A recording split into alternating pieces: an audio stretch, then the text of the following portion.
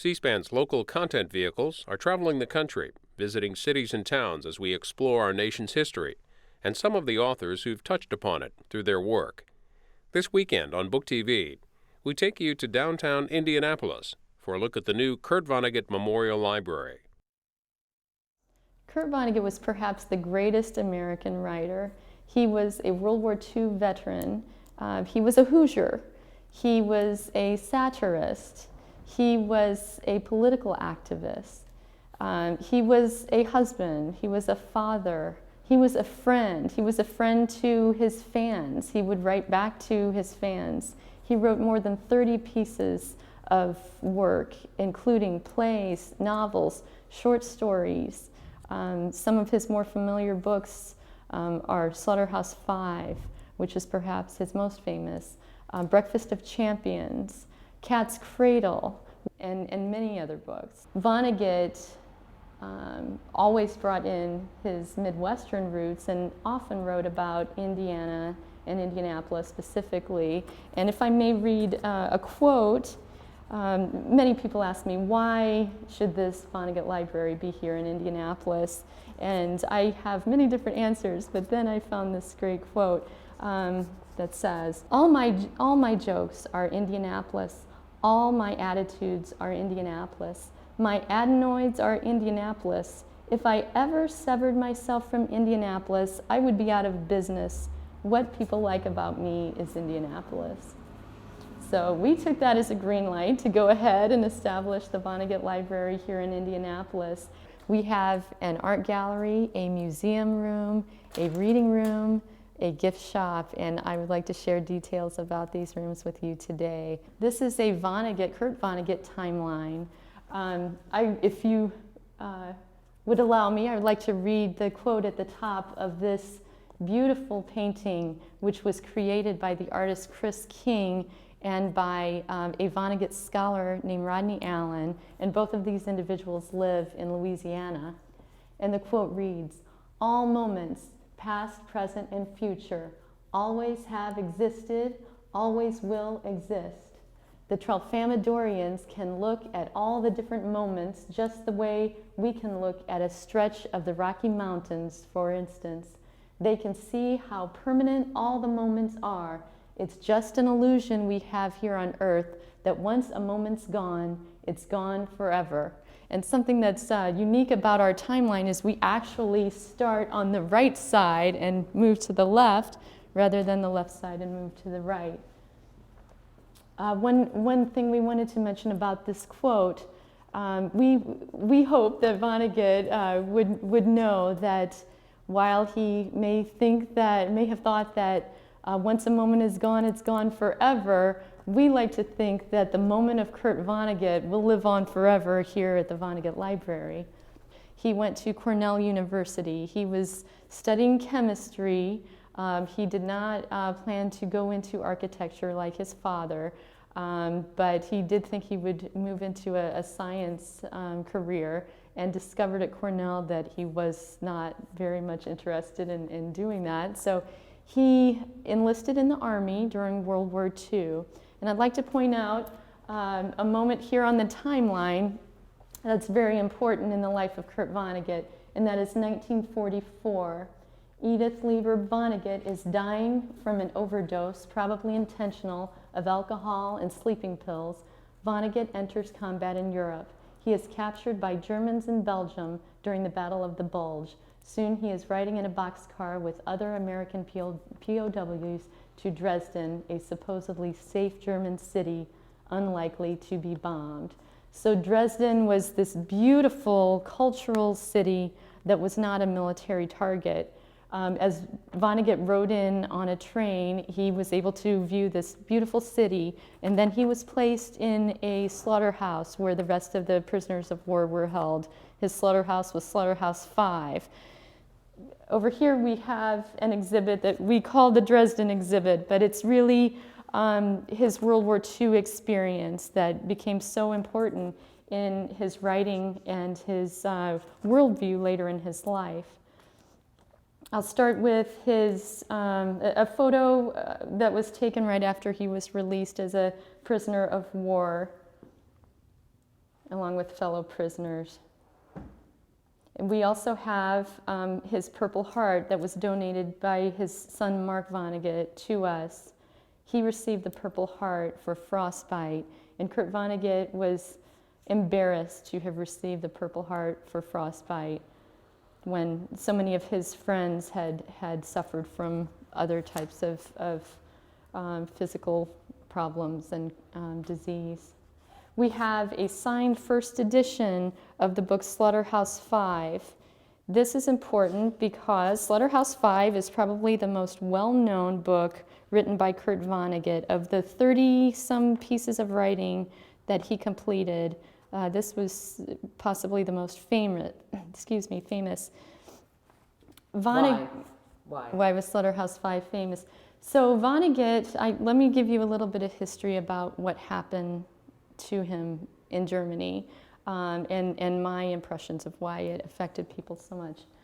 Vonnegut, as I read, he was taken to this slaughterhouse. While he was in Dresden, the Allies bombed Dresden. And so his own countrymen, as well as Allies, bombed this city. It was a horrible bombing. It was literally a firestorm. And tens of thousands of people were killed. And these were non-combatants. These were women and children, and old people. And Vonnegut, one of his tasks as a prisoner was to go out and remove the bodies from these burning buildings, and he also was required to bury the bodies of women and children, and that affected his life tremendously. He came back from his World War II experience being completely against war. He was searching for peaceful resolution to conflict and supported diplomacy and other approaches to solving problems. I will also point out a photo that was taken after he came back from the war. He got married to Jane Cox Vonnegut, who was from Indianapolis as well. This photo was taken on their honeymoon, and as you can see, he is in uniform. Vonnegut and Jane had 3 children, Mark, Edie, and Nanny. And then many years later, his sister Alice died just a day or 2 after her husband had died in a freak train accident. Alice had 4 children, and 3 of them came to live with the Vonnegut family. So they had quite a large household, 7 children, and Vonnegut at that time was writing books that at that time were less familiar, but he had published several books and articles for magazines, as well as working a job as a car salesman for Saab. The experience of writing about Dresden and what happened to him was tremendously difficult for Vonnegut. It took him about 20 years to be able to publish the book Slaughterhouse-Five.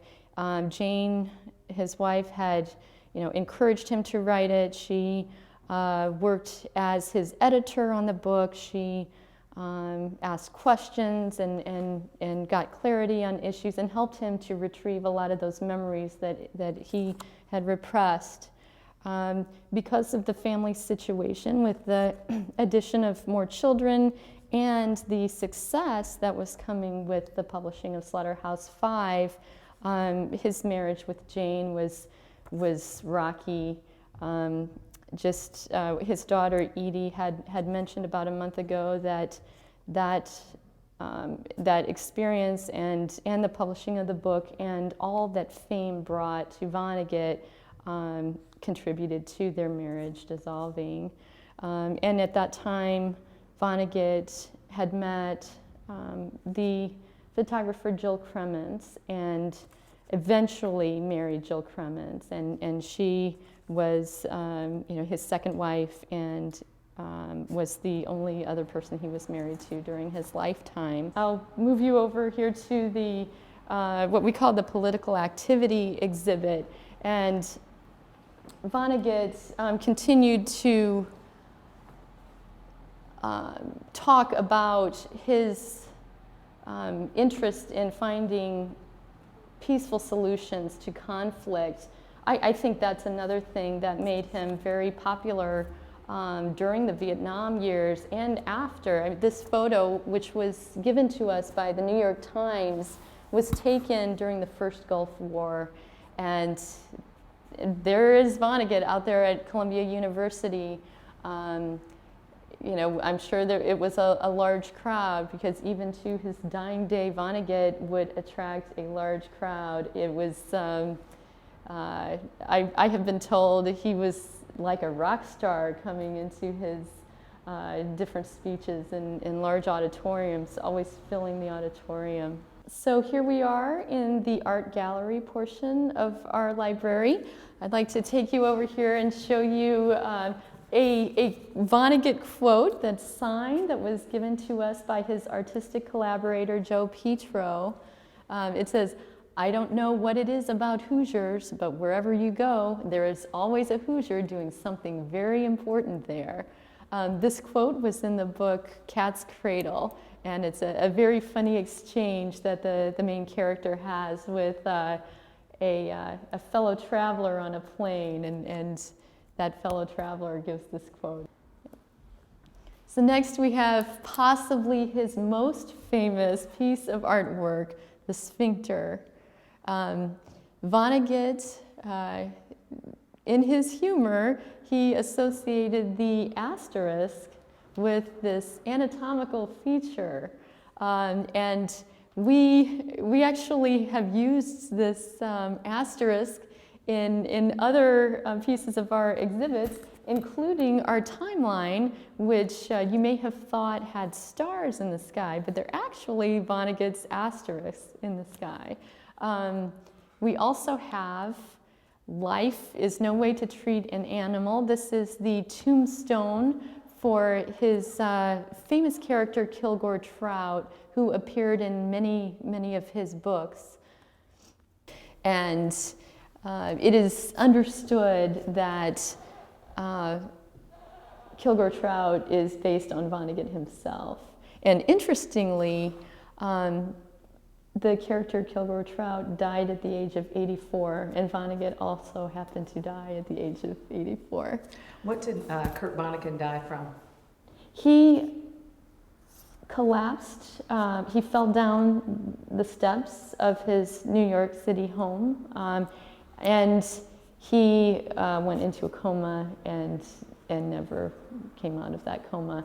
He often joked that Pall Mall cigarettes would kill him, and he would sue the makers of Pall Mall because the warning label on the cigarette package said that Pall Malls would kill him, and they had not yet done so. But he actually happened to be smoking a Pall Mall while standing on these steps. So next we have here two pieces of artwork created by Morley Safer of 60 Minutes fame. Morley is one of our honorary board members. He was a close friend of Kurt Vonnegut. They actually both shared a close friend, Sidney Offutt, who wrote the introduction for the last Vonnegut book that came out. But these two pieces of art, the first on the occasion of Kurt Vonnegut's birthday, was created in 2003 as a gift to Vonnegut. And then the second was created when Morley found out that Vonnegut had died. And that was 2007. We are in the front of the Kurt Vonnegut Library in the gallery room. We have Kurt Vonnegut's typewriter that was used in the 1970s. This was donated to us by his daughter Nanny. He wrote, many of his more familiar books during the 1970s. And we were happy to have this typewriter. He was not a fan of high technology, and he did not use a computer. He preferred to use a typewriter through his dying day. He liked to work in his home on an office chair and a coffee table. He would slump over his typewriter. Vonnegut would go out into the world every day. He talks about how he had learned that you could buy postage stamps over the internet, and he just thought that was horrible because then, you know, if he chose that route, he would not have the everyday experience of going to the post office. And those everyday experiences and the people he encountered during his daily walks were the basis for some of his stories. He met a number of very interesting characters in New York City, and going out and meeting people, you know, was a way for him to capture new material for his works.